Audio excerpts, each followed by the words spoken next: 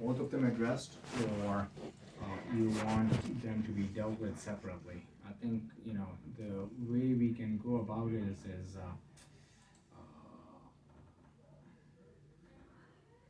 the way we can go about it is that, Dr. Geiger can actually do it laparoscopically and just take it out and go home the same day. Here, so here's the spleen right there. Here's the spleen right there. This is the tail of the pancreas, and it goes this way. So starting right there, you can see this dark line right there. It's completely dilated up till here, and then see, you can't even see it in the rest of the pancreas, which is the head of the pancreas. But see, I don't even know what that means. What does that mean, dilated? Opened up. Yeah, expanded. Yeah, I know. Expanded. And it's not There's supposed nothing to be. there. No, it has to be like this.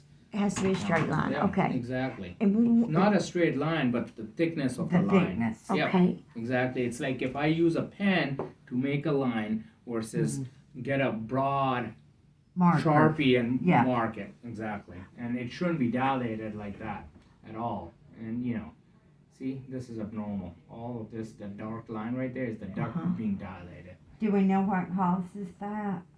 The IPMN, Uh-huh. sometimes it's family history and stuff. Sometimes it's family history of cancer. That's why we ask all those questions, including whether. And then why we have to take the spleen again? The spleen is because, the blood vessels to the spleen, right there, they are right where the pancreas is dilated. And here you Okay. can see it. These are the blood vessels to the spleen. So if I can save it, I can try to save it, but sometimes it's really difficult because they are really close by. And if the counter argument is that we are operating on it because we are worried that it may become cancer, or it may have cancer already in there, So then the question is, if I leave all the lymph nodes and stuff, and then, they get the whole specimen and they fillet it and look under a microscope and then find cancer, then you'll be telling me that you put me through a big surgery, but you didn't do the cancer operation. Yeah. So you do it like you go in like it's going to be cancer, and you get the stuff like you would do if you knew it was cancer. Exactly. And if we are in the clear and stuff, so then you'll ask me what's the role of spleen. Spleen is extremely vital in the first 10-15 years of our life to build our immune system and everything, but by now you are exposed to everything. So the only thing we do is we give you 3 spleen vaccines, 2 for pneumonia and 1 for meningitis, and then you need booster shots. And then anytime you have any procedure done invasive, you just need to remind them, hey, my risk of infection is slightly higher than the rest of the population because my spleen is gone. You want to give me a dose of antibiotics before you do the procedure, and usually they will. Okay. Now, if I can save the spleen, I can try it, but I can't make promises, If I don't need it, it's fine. But Yeah. when you do your surgery, so it's not going to be laparoscopic. Like you'll be going in there and No. looking around. No, I will do it robotically, as a matter of fact. You will? Yeah, through small incisions with the robot. Is it not better to just go in there and look around at everything? I'm just picturing. He can see the robotic. Yeah, the visualization is Probably better than the 100 naked times eye. better than a laparoscope and eye. It is. Yeah. Okay. And it's Okay. it's better than you going in there going, like, looking at that. All 3 of us are wearing glasses. Yeah. Okay. The incision, if I have to do open, is gonna fillet you like this. Oh, my. Yeah. So you tell me. If I do it robotically through small incisions, the big incision will be yay big to get the pancreas and the spleen out and maybe the appendix out, and you go home within a day or 2 and you recover. If I fillet you like this, because it lays right there, your risk of hernias is going to be high. You're going to be in the hospital 6-7 days. Okay. Yeah. So you Hey, tell me. My goal is not to put you on a billboard in Times Square. Well, thanks. Yeah, I Yeah, appreciate that. I do have a little hernia here, though. They always say when they do my colonoscopy, though. So what about I that? don't know. Dr. Lynn always says that anyway. I don't think we'll see. I'm not a hernia guy, but Okay. Yeah, It these are obviously your doesn't bother issues, me. Yeah. Yeah. Is her pain on her left side Yeah, coming why? from I don't know, You all don't the know. patients with IBS and stuff, so if the symptoms get better, whenever we decide to take the pancreas out, then I'll take credit for it. The symptoms persist, then it's not related. That's It's why not it's related. really difficult for us to pinpoint, and I see a lot of patients with, IPMN, it's really difficult, to pinpoint symptoms, and that's why, I need objective evidence that, it's gonna be, that the duct is dilated. We can measure it, correct? We put it in there and you can see it, Right. so. So, yeah. So, but don't you think it? I mean, So the options are twofold for you, Ms. Morgan. We can continue. There's nothing pushing us because it's less than 10 millimeters. okay. So we can continue to watch it, and if it starts to, you're diligent, you're, reliable enough that you will, will continue to scan you and see, or the other option is that you say, hey, this thing is dilated. You guys are telling me it's abnormal, which it is. And that there could We be don't cancer know hiding. exactly, and I just want it out. Well, you know And, which option I'm taking. I have no idea which option you're taking. But I'm getting if I this could crap predict out that of me. stuff, I will be in LA, Miami, rather than having Oh. these discussions. But so this is the MRI.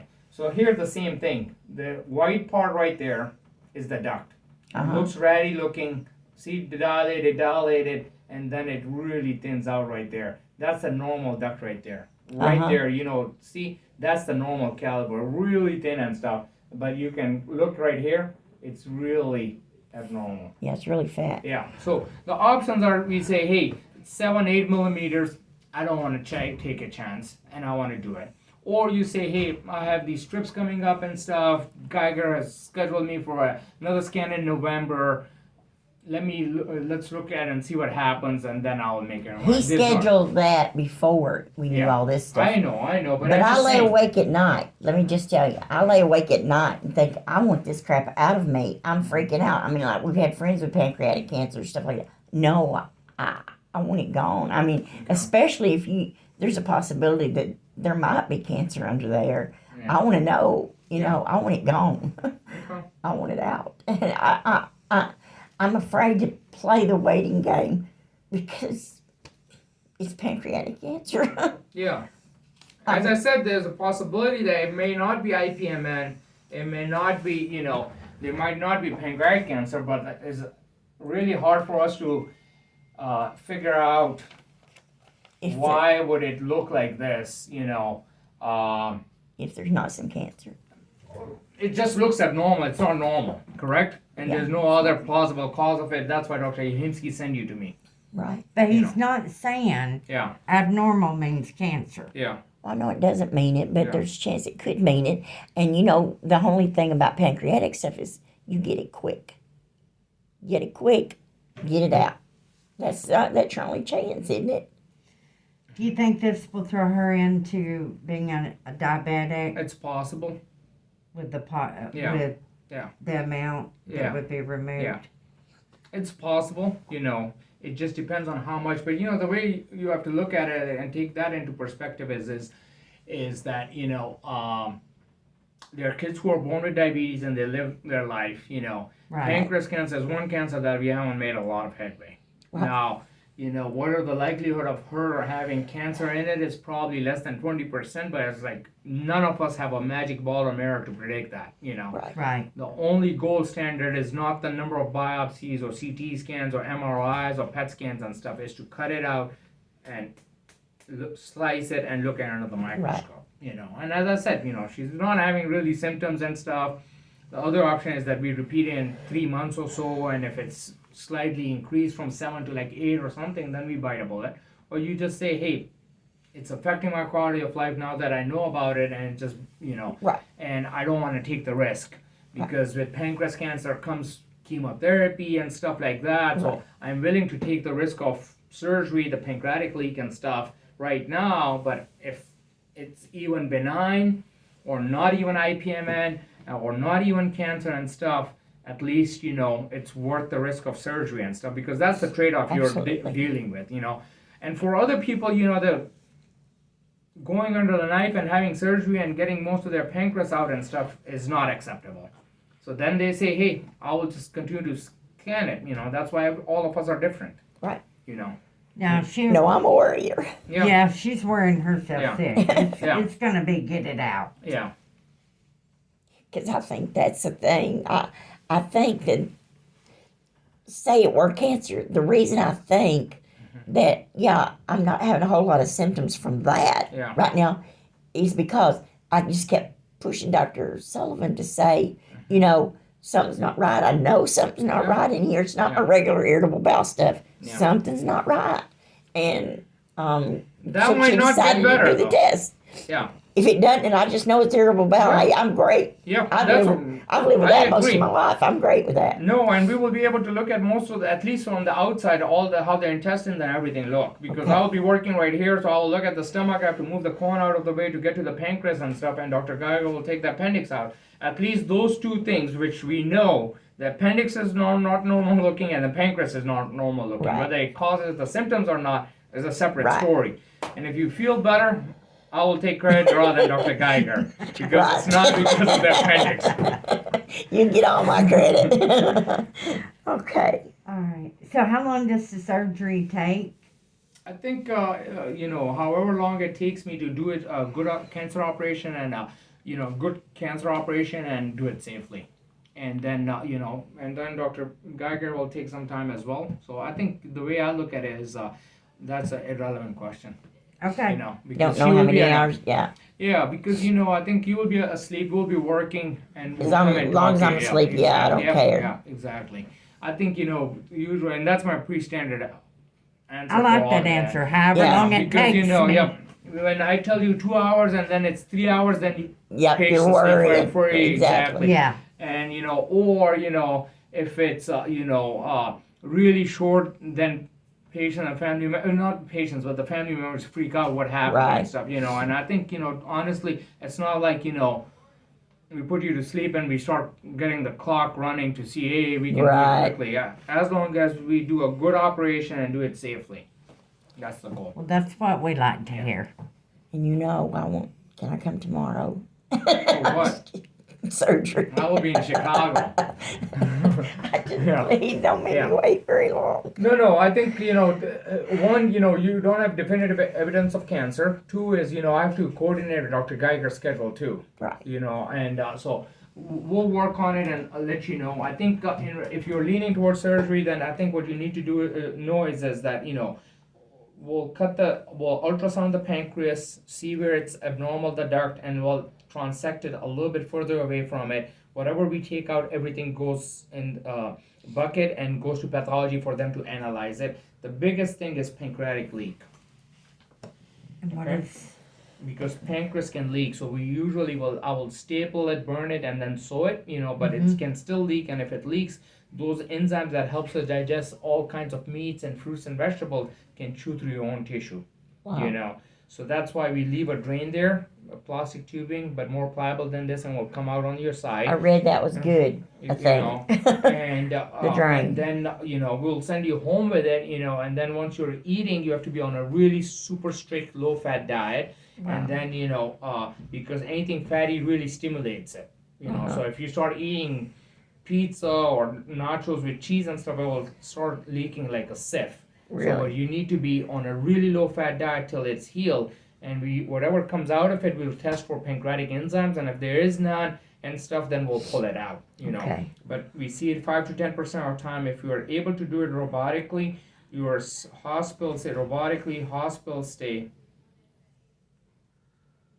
is going to be probably 2 days or so. Okay. Either you can go home the next day or the following day. Appendix, you can go home the same day if we do it alone, Uh-huh. And so it's going to be dictated by this. If we do it open, as I said, it's going to be a big incision going like that, and then you're in the hospital 5 to 7 days because we have to control the pain and stuff like that. The other risk factors are risk of dying from this procedure with your health. Do you have any heart issues and stuff?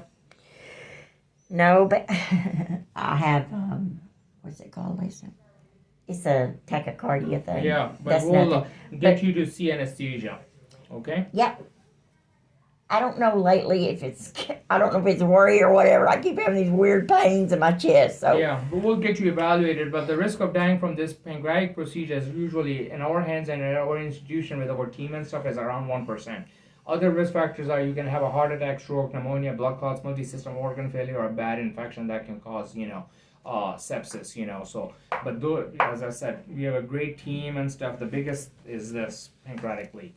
okay. Okay, and then And you, we'll consent you, and then I will work with Dr. Geiger. When we can do it together. Doctor, would you rather because he didn't have to do that. Mm-hmm.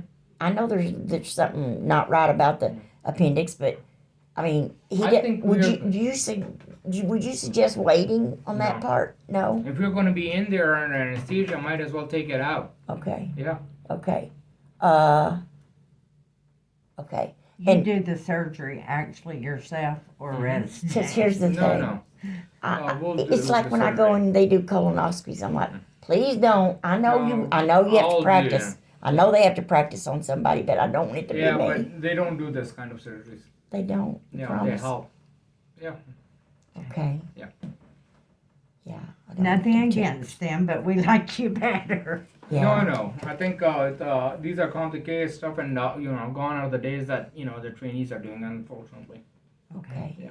And so then you have to find out when you have an opening that I have to work with Dr. Geiger's schedule. I don't manage his schedule, so. I would say Yeah. you'd be a lot more busier than he is, though. Right? No, he's a pretty busy surgeon as well. Is But he? we'll figure it out. We'll consent you, and we'll send you to anesthesia, and then we'll